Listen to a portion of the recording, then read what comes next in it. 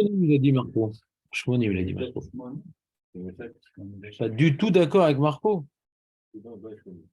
Voilà, dans les Shmonim. Déjà, tu vois, il essaie de s'en sortir, in extremis. Donc 86. On est dans un nouveau chapitre. Gam Ikar Amidva Litpalel Bebet Akneset Kemoshe Amarnu En Filash Adam Nishmat. On a vu ça, il a Bebet Akneset. C'est aussi, on a vu. Ça vous a fait réviser toutes les Gmarot sur Bebet Akneset et tout. C'est magnifique. On était resté sur l'histoire d'une petite dame. Donc on était 91. Désolé, Marco, on a quitté les 80. Les années 80 sont terminées depuis bien longtemps. Umaase Beskena Achat. Shaita Makdemet Letfila. Vayaba Maasim Tovim. On voit, donc, à chaque fois, on nous rapporte des histoires sur les femmes, Marco. T'as remarqué ou pas? Toujours, c'est sur les femmes. C'est marrant, hein? Deux histoires, on connaît, Marco. Vas-y, raconte-moi. On a deux histoires sur les femmes. Je vous ai raconté la semaine dernière, il y a 2 semaines. Maintenant, on cumule avec la troisième histoire. On avait deux histoires sur les femmes qui étaient liées à la prière. Voilà, ça c'était donc, c'est pas une Gemara, c'est un Yalkut Shimoni. Une qui est très loin. Voilà, ça c'est la Gemara dans Sota, je pense. Ouais. Pour aller prier dans la synagogue de Rabbi Yochanan. Et elle a dit Srar Psiot, et il a accepté. De là, il est possède qu'il y a Srar Psiot Rabbi Yochanan, ouais, à cause d'elle. Et là, c'était Arichut Yamim. Maintenant, il y a une autre histoire de femme. Ça, c'est rapporté par le Sefer Chassidim. Je vous ai parlé dernièrement du Sefer Chassidim. C'est un livre du début des Rishonim qui rapporte plein de trucs mystiques qu'il n'a même pas besoin de rapporter la Gemara, des trucs à lui. Plein de Hidushim à lui. Est-ce qu'on est possédé comme lui, pas possédé comme lui? Alors le Rav Yosef, il dit, on n'a pas reçu le minhag d'être possédé comme lui. Il y en a qui disent que tout ce qu'il enseignait, c'est à ses enfants. Il y a plein de Hidushim comme ça. Et alors, qu'est-ce qu'il rapporte comme histoire? C'est Fer Chassidim, ça s'appelle. Mais c'est un livre important. Le Chida l'a expliqué mot à mot, quoi, ce livre. C'est pas un bouquin qu'on a trouvé, un grimoire plein de poussière qui s'ajoute au judaïsme. Non, c'est un livre à étudier. Hein? On connaît l'auteur? Oui. Je ne sais plus, je crois que c'est Rabbi c'est facile, je ne me rappelle plus. Je ne sais plus c'est qui l'auteur. Je me fais un doute là. Je crois que c'était Rabbi Ouda, mais sûrement je me trompe. C'est faire Chassidim. C'est faire Chassidim. Alors, ouais, c'est Rabbi Ouda. Hein. C'est Rabbi Ouda. Voyons voir la date. Alors, ouais, ça va, il passe mieux que ça. 1140.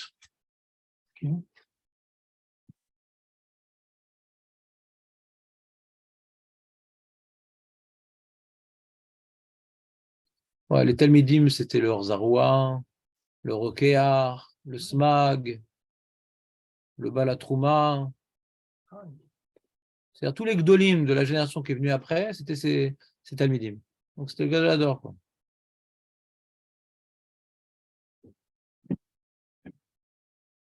Voilà. Rabbi Migdolé Adorot Kadou et Arod et Pirouchim Sefer Chassidim. Ouais, le Chida, comme je vous ai dit, et encore d'autres. Il y en a qui l'appellent Tsavat Rabbi Yehuda Chassid. Le testament de Rabbi Yehuda Chassid.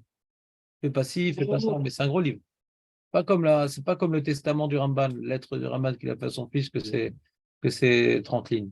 Là, c'est un gros livre. Hein. Et dans ce livre-là, donc du Rabbi Yehuda Chassid, qui s'appelle Sefer Chassidim, alors il y a marqué comme ça, il y a marqué une vieille femme, elle venait tout à la prière, tout ça, elle avait de bonnes actions aussi, mais après qu'elle soit morte,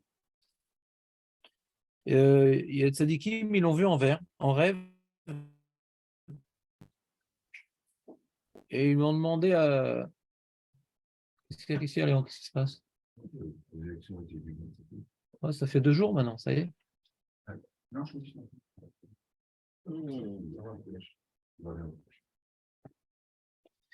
Et donc, elle est venue en rêve, Léon, cette dame-là qui est morte. Il y avait des Massim Tovim, la Tfila et tout. Ils lui ont dit, alors comment ça se passe là-bas? Ginette, comment ça se passe là-bas? Alors là, on me fracasse. Et cherche un tzadikim, alors que tous les tzadikim et tout, ils sont contents et tout, ils jouent à la marelle et tout. Moi, on me fracasse. Mais Garshim Otimi Benem, on me sépare d'eux.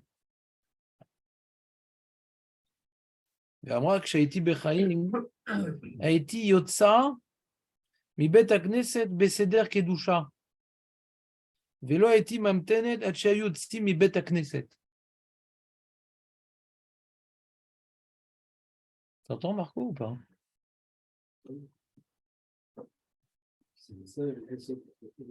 Elle dit, on faisait Kadosh, Kadosh à la Doucha, elle sortait au milieu. Déjà, elle n'était pas obligée d'aller à la synagogue, la Ginette. Ouais. Et en plus, mais si tu y vas, quand tu y vas, tu y restes. C'est un peu l'histoire qu'on a vue dans notre Souga, là. Parce qu'on te dit, tu peux sortir Ben Gavra et Gavra. Mais parler, non. C'est pas pareil, ouais, parce qu'on parle de sortir et tout. C'est d'un côté une contradiction, mais d'un autre côté, on voit que respecte le lieu là où tu es. Tu dois sortir, mais quand tu y es, parle pas. D'après le Rabbeinu Yonah, bien sûr. Pas tout le monde d'accord, Rabbeinu Yonah qui disent que même parler, c'est permis. D'après Rabbeinu Yonah, il y a cette distinction. Et là, pareil, on te dit, elle n'était pas obligée d'y aller. Donc elle venait tôt en plus. Donc elle était Mechabed, le Beth-Exemple d'Anto, elle était à Makdemet. Mais elle sortait avant la fin.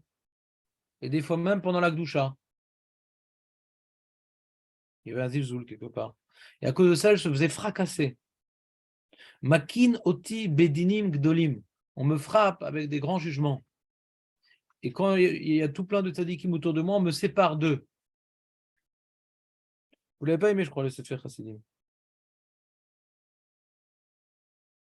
Nous, ce qu'on a vu dans la Gemara, vous voyez donc que ce n'est pas de la Gemara, parce que nous, ce qu'on a vu dans la Gemara, on a vu Psiagasa. Une notion qui se rapproche de ça, c'est Psiagasa. C'est quand tu sors à la synagogue, pas en courant. Ouais. Maintenant, la Gemara, elle n'a pas parlé de sortir avant la fin de la prière. Hein? Ben, deux choses. Tu as le texte devant toi ou pas? Ben, on est dans 91. Shaiti Bechaim, Haiti, Yotsa, mi bet Beseder Kedusha, Velo Haiti Mamtenet, Hachayu Otsi mi bet Knesset. Et j'attendais pas hein, jusqu'à ce qu'il sorte du bet Knesset. Elle devait attendre carrément que les autres sortent. Quoi. La bouchée de la Mida ou de celui de Hachra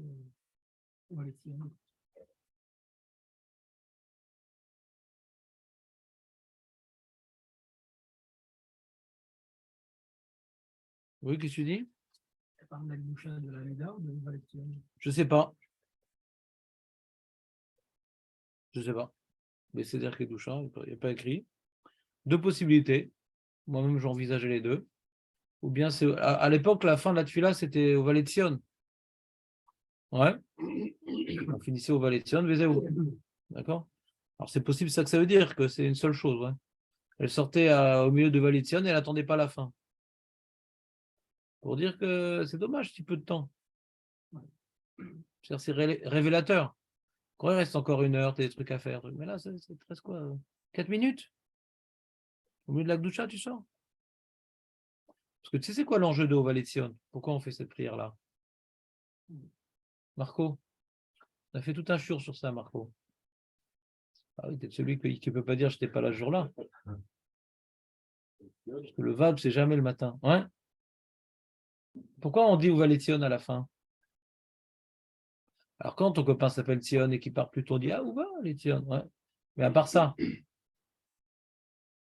c'est quoi l'enjeu de cette partie-là que vous disiez très lentement dans votre synagogue?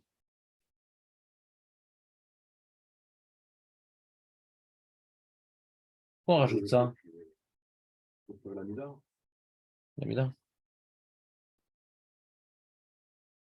Une autre clôturade. Ouais. J'avais même donné une feuille en français sur ça. Bon, je vais voir la date, Marco. Comme ça, on peut faire un test de mémoire. Attends.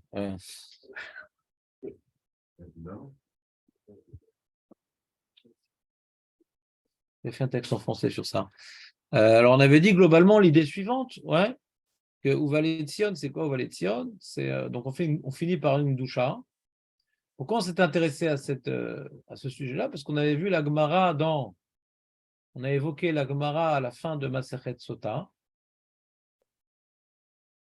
Je crois que c'était la maîtrette ou la maîtrette, je ne me rappelle plus, le DAF, ou la maîtrette ou la maîtrette, que là-bas, il y a marqué que depuis la destruction du Beth Amikdash, chaque jour, la Klala, elle est plus grande que la veille. Et la Gemara dit alors comment le monde y tient? Par Kaddish d'Agata, voilà, Vekedusha décidera. D'accord? Il a remarqué Seder Kedusha, donc on a l'impression que c'est plutôt Kedusha décidera, donc c'est plutôt Vélétion par rapport à l'expression. Vélétion s'appelle Kedusha décidera. Et là-bas, on s'était demandé, mais en quoi la Kedusha décidera, donc la Uvaletzion, fait tenir le monde?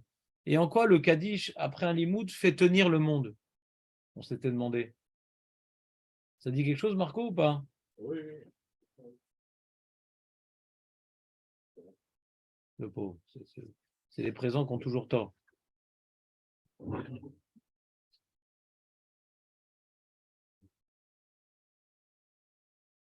Julien, il a senti qu'il ne fallait pas venir aujourd'hui. Ouais. Alors, on avait expliqué que ces deux sujets-là sont proches. Pourquoi? C'est que depuis que le Beth Amikdash a été détruit, donc Kadosh il est absent dans le monde. Quoi. Il n'y a plus de Beth Amikdash, il n'y a plus de Nissim, il n'y a plus de Nevoah. Le Vatican et la Mecque sont glorifiés. On entretient les ruines du Panthéon et d'Athènes. Que dit Chilul Hashem? Alors le monde, pourquoi il devrait exister? Il n'y a plus de vérité, il n'y a plus de kavod à la shrina, donc le monde, il devrait disparaître, à Shalom. Alors quand maintenant on étudie la Haggadah, c'est que si on ne fait pas d'Halacha, en général, la Haggadah, c'est on parle de Dieu, on parle de valeur divine. C'est quoi la différence entre la Haggadah et la Halacha? La Halacha, c'est qu'est-ce qu'on doit faire, comment on doit agir. La Haggadah, c'est on développe des notions qui nous rapprochent d'Akadosh Baruch Hu. C'est ça la Haggadah en général. Vous êtes d'accord avec moi ou pas? En général, c'est ça la Haggadah. Et donc, comme maintenant on a parlé de notions qui nous rapprochent d'Akadosh Baruch Hu, donc on sent une présence divine. La question est de savoir, après tu vas sortir dehors dans ce monde grisonnant, et entouré de Vikings et de Gaulois et de Saxons et de Sarrasins. Et qu'est-ce qui va rester? C'est-à-dire, ton moment de connexion avec Akadosh Baruch Hu, il est ponctuel, il est local, il est ponctuel. Ouais. Tu as fait ton petit limoud, après tu te crasses. Alors on dit non. Alors justement, quand tu fais le Kaddish après un limoud, c'était Mashma dans Rashi là-bas, c'est quelque part, c'est quoi le Kaddish? Le Kaddash, c'est là-bas, ouais. C'est que maintenant on vient faire une prière, on vient prier, c'est une prière que nous adressons, ouais, à Kadosh Baruch Hu. On souhaite que Hachem puisse être sanctifié dans le monde entier pour toujours. Donc c'est une prière de sortir de la galoute. Mais pas uniquement de sortir de la galoute parce que c'est sympa et tout, il n'y a plus les Arabes, il n'y a plus si. Non, non, pas ce genre de sortir de la galoute. Sortir de la galoute pour que la présence divine soit irradiante dans le monde, dans chaque parcelle du Olam Hazé. C'est à l'inverse de la situation de la galoute. Ouais. C'est une prière qu'on arrive à une situation inverse. La galoute, c'est l'absence divine.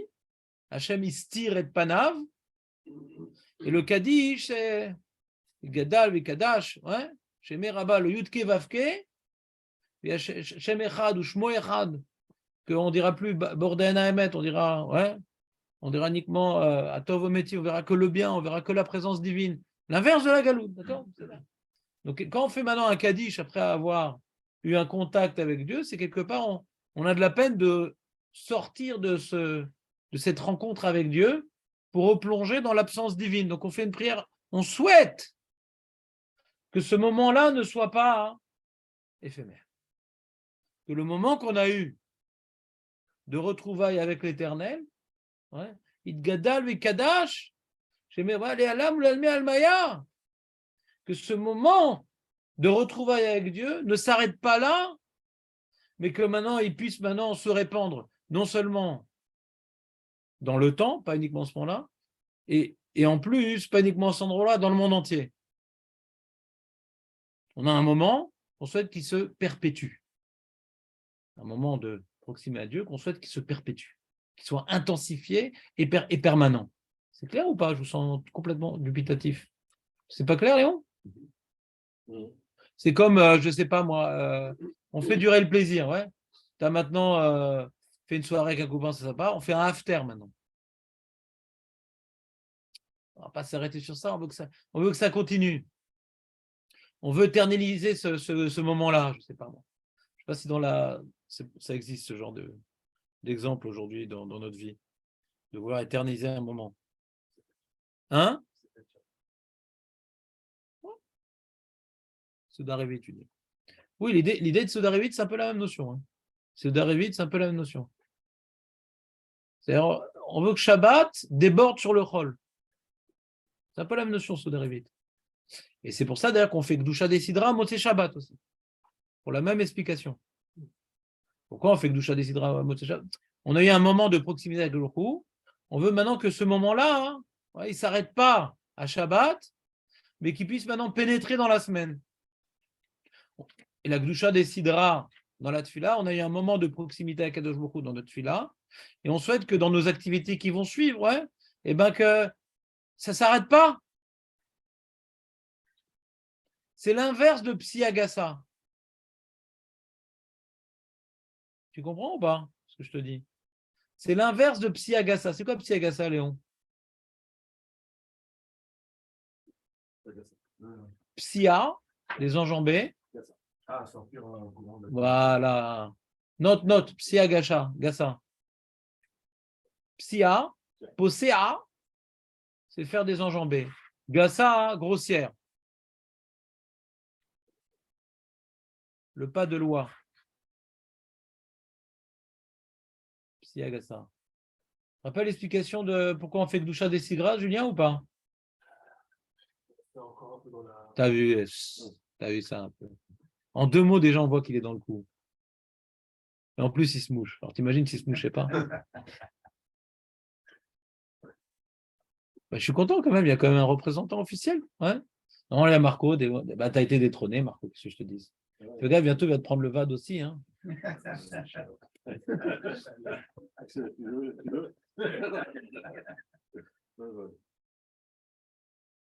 Non, tu ne pourras pas t'en passer comme ça.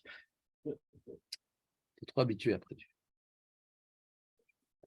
C'est clair ou pas? Donc, on a cette notion de Kaddish. Jérémy, tu vois le lien entre Kaddish et d'Agata et Gdusha Desidra, c'est proche. Et c'est pour ça qu'on fait ça Motzei Shabbat, c'est pour ça qu'on fait ça, comment dire, le Gdusha Desidra aussi qu'on fait, tu te rappelles, on avait expliqué le Gdusha Desidra qu'on fait à Mincha. Il était plus compliqué celui-là. De Shabbat, Mitra Shabbat. Parce que quand tu sors le matin de la synagogue, tu ne sors pas dans le hall. Tu as toute une hitlaravut, toute une hitalout de Avodat Hashem qui s'estompe pas. Au contraire, elle ne va qu'en crescendo. Après, tu as la Seuda Shnia qui est le Ikar. Après, il y a l'Imoutora, ou pour certains la sieste, ou les deux, etc. Et quand tu arrives maintenant à Mincha, c'est une autre avoda. C'est encore une autre avoda. Donc on s'arrête. C'est maintenant, on a fini l'avoda de Shacharit à Mincha. On a fini l'avoda de Shacharit à Mincha. On a fini l'avoda de Mincha à Arvit. Alors pourquoi on aurait pu ne pas faire Bichlal de Gdusha Desidra à Mincha? Alors on dit non, parce que comme maintenant il y a un Inyan Kolium de faire Gdusha Desidra, Chachem Loratsu les Vatel. Pas qu'on soit Bezadel, donc on l'a quand même, on n'a pas voulu le mettre à la fin de Shacharit, on n'a pas voulu l'annuler, mais on n'a pas voulu le mettre à la fin de Shacharit, pour pas qu'on croie que c'est terminé la Gdusha, on rentre dans le Chol. Donc on l'a poussé jusqu'à la prière qui est venue après. C'est technique, mais il y a une logique, mais il y a aussi il y a ici, on va dire, comment dire en français, comment dire, une contrainte technique, qu'il faut quand même la dire. Ce jour-là, il faut la dire. Quand c'est Shabbat, c'est déjà un autre jour. Ce jour-là, il faut la dire, comme tous les jours. Tous les jours, faire Gdusha Desidra. Mais ils ont voulu changer l'ordre pour pas qu'on croie qu'après la Tfilat Shacharit, c'est comme dans les autres jours de la semaine où on sort dans le Chol et on veut rester attaché à ce qu'on a vécu. On ne sort pas. On est même shir et avodat à Shacharit ad mincha. D'accord? Comment? Oui, mais c'est technique, c'est technique. C'est vrai, t'as raison, mais c'est technique. C'est-à-dire, mais si maintenant on sortait si on sortait de cette douche-là, même Ticha de Tibour, on aurait quand même faire. C'est bien que la semaine, on a rajouté au Valet de Sion, même que c'est Ticha de Tibour, les gens ils veulent aller travailler. Ticha de Tibour n'est pas suffisant en soi. S'il y avait une raison de le faire, on aurait quand même Ticha de Tibour. Donc, Ticha de Tibour me fait que, puisque je n'ai pas besoin tellement de le faire après Shacharit le matin, je peux le pousser à avant Mincha. Mais si c'était vital de le faire après Shacharit, Ticha de Tzibour n'aurait pas été une raison.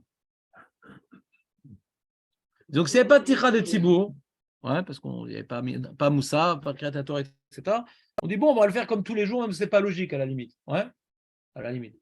Et comme il y a une logique de plus de repousser, et qu'à Ticha de Tzibour, allez, on le repousse. Donc, tu vois, quand on parle de l'histoire de cette femme-là, qu'elle part avant, on comprend pourquoi est mentionné dans le Sefer Chassidim, elle partait pendant la Gdusha du Seder. Si on parle de Gdusha des Sidra, on comprend. Elle partait avant, alors que toute la logique de Gdusha des Sidra, c'est dire, j'ai de la peine de quitter cette relation avec Kadosh Baruch Hu. J'ai peur de rentrer dans le profane, de me faire engloutir par la klala plus grande un jour que l'autre. Alors, au lieu de faire Gdusha des Sidra, elle sortait avant. Donc, ça ressemble un peu à la Suga de Psi Agassa. Alors qu'elle venait tôt à la synagogue, etc., elle sortir avant Gdusha des Sidra, c'est-à-dire qu'il faut se demander pourquoi elle allait à la synagogue. Peut-être pas pour rencontrer Akadosh Baruch Hu, mais peut-être pour Arichut Yamim, peut-être pour quelque chose de l'Olishma. Et elle était Mezelzel dans la Gdusha, la Shrina qui était à la synagogue, puisqu'elle sortait avant, c'est comme maintenant tu es invité par quelqu'un, etc., tout se passe bien, tu arrives à l'heure, et tu pars avant de dire au revoir. Alors, c'est-à-dire que la personne, quand elle voit que tu pars avant de dire au revoir, c'est qu'il en a marre de toi, quoi. Quelqu'un que tu as invité, il vient à l'heure, tout se passe bien et tout, il part avant de dire au revoir, c'est qu'il en a marre de toi. Donc, il y a un zilzoul. Quand tu pars avant que Doucha décidera, c'est tu pars avant de dire au revoir. C'est quoi au revoir? Si on souhaite te revoir au plus vite. Donc, Doucha décidera, c'est au revoir. Ce n'est qu'un au revoir. Hachem, on se reverra. Tu te rappelles cette chanson ou pas?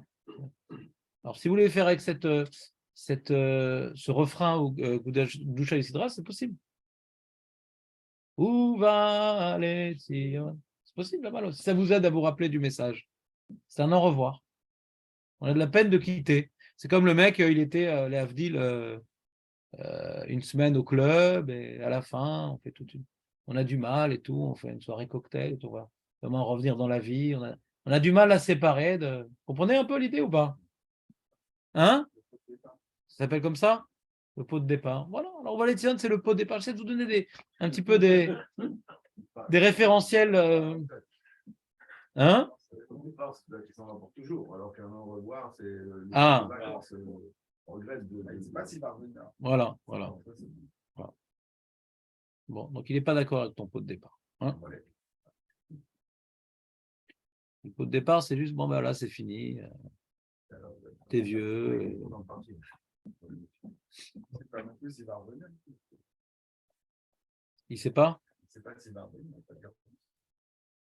Il y a des très bons comprimés pour ce problème. Mais s'il va revenir, Bezrat Hashem. Donc comme ça, j'interprète le Sefer Chassidim sur la gravité de la chose. Donc nous aussi, on a une halakha dans la Gemara qui s'appelle Psi Agassa. De ne pas partir en courant.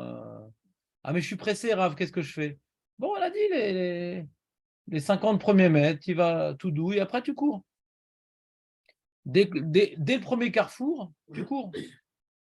Et tu ne sors pas en courant. Et à plus forte raison, tu ne sors pas avant la fin de la prière. Mais alors, comment je fais? Je vais rater le train. Prie plus tôt. Mais je prie honnête. Tu as des circonstances atténuantes. Et le problème des gens, c'est que quand ils s'habituent à courir pour sortir de la synagogue, même quand après, ils n'ont plus le travail, le train, le ci, le ça, ouais, ils ont ce qu'on appelle, le feu derrière, ça s'appelle. C'est ça le problème.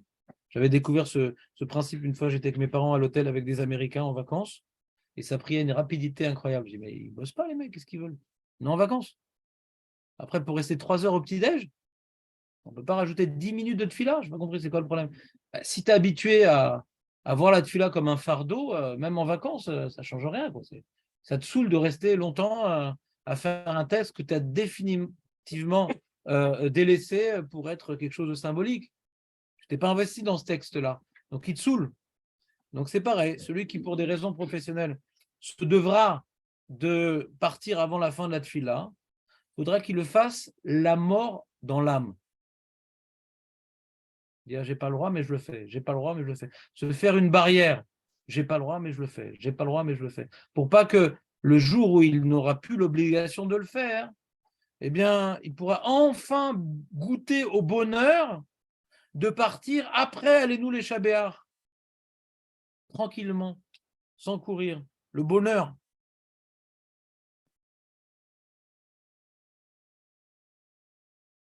Et on finit le chapitre pour commencer un autre demain. Ve'amrou yamit palel bebet akneset kelu makriv mincha teora dirshu Hashem beimatso echan u matsui bebet akneset. Alors dirshu Hashem beimatso, c'est un pasouk dans la Torah, ouais, il y a marqué là-bas demande Hashem là où il se trouve. La Gemara, chez nous, dans Rosh Hashanah, on l'avait vu, c'est là-bas marqué Matai Hashem Matsui Basara Emetchouva. Ouais, la Gemara, elle était d'Oresh Basara Emetchouva. Et là, il est marqué Bebet Akneset. Ouais, ça, c'est dans le Yerushalmi. Alors, c'est pas mal, ça. Alors, peut-être, je ne sais pas, je vous dis une idée qui est sûrement fausse, mais juste pour dire quelque chose de faux, il ne faut pas dire que des choses justes en chiot. C'est que ça veut dire que quoi? Un yachid dans le Bet Knesset, alors Filato Mitkabelet, même un yachid. Parce qu'Hachem Matsui Shama. Parce que nous, dans le Babli, on dit que pour déraciner un décret, il faut un tzibour. Un yachid, il ne peut pas déraciner un tzibour. Sauf dans Asara et Metchouva. Un yachid, il ne peut pas déraciner un décret. Un yachid. Un tzibour, oui. Un yachid, non. Et la Gemara dit Darshu Atzem Bematso, mais à Sarah Metchouva, même un yachid, il peut déraciner un décret. C'est ça la Gemara dans Rosh Hashanah. Donc il y a un koar du yachid parce qu'Hachem il est Matsui. Alors je dis peut-être que dans l'Yerushalmi on peut appliquer la même idée. Je dis peut-être. Je n'ai pas étudié ce Yerushalmi. Ouais. Et peut-être que d'après ce Yerushalmi, mais la Gemara ne partage pas cette, ne rapporte pas cette explication la Gemara. Mais d'après Yerushalmi, parce que Rabbi Yonah, on avait dit qu'il était marmir, il a dit que lui, ouais, il était inspiré par l'Yerushalmi. Rabbi Yonah, il pense, le Shouron, il est posé comme ça, que même quand tu pries Béachid, va prier à la synagogue. Vous vous rappelez ou pas? Le Rabbi Yonah comme ça, il est posé et c'est rapporté dans le Shulchan Aruch. Vous vous rappelez ou pas? Alors d'après Yerushalmi, je comprends parce que ou Matsui Shama. Ou Matsui. Dans le Rabbim, déjà, il est Matsui. C'est Mishnah d'Empire Kavod, Minaim que Asara, Shrina, truc.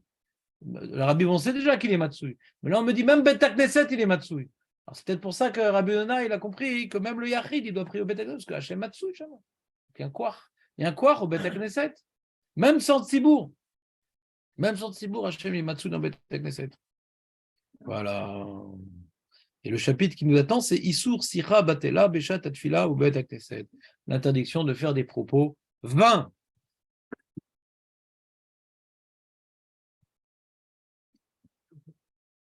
Non, c'est pas moi. Hein. Je ne fais que lire. Hein.